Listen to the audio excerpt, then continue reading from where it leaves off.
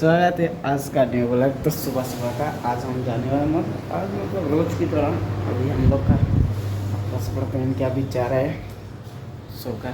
अभी मतलब सोका जाने के लिए बस कुछ में हो गया, देख सकते हो सोका का टी शर्ट पहन लिया, अभी जाएगा सोका। तो तब तक के लिए वीडियो में बने रहें। तो देख सकते हो सोका में अभी तक कस्टमर आ भी गया होगा, ये वो है देख सकते हो, वो जेनेटर है ना, वो है सोका।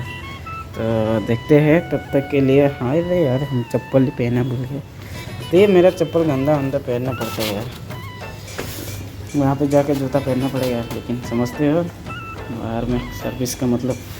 तो अभी जा रहा है, तो आप लोग को अच्छा लगे तो प्लीज़ यार थोड़ा लाइक और फॉलो जरूर कर लेना इसमें।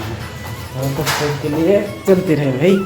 देख सकते हो हम लोग ऊपर में थे तभी नीचे जा रहे हैं, तो मतलब बहुत भी दूर है ना, इसलिए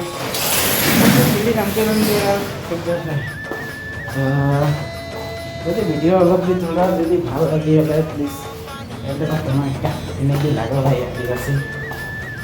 देखो तो आगे दिए कि बढ़िया देख नज़ारा पूरा ये एटा लगे सेकेंड हैंड बाइक दुकान लगे। तो देखे पा रहा था आगे दिए छत्र गिला, मतलब देख सकते हो अभी हम लोग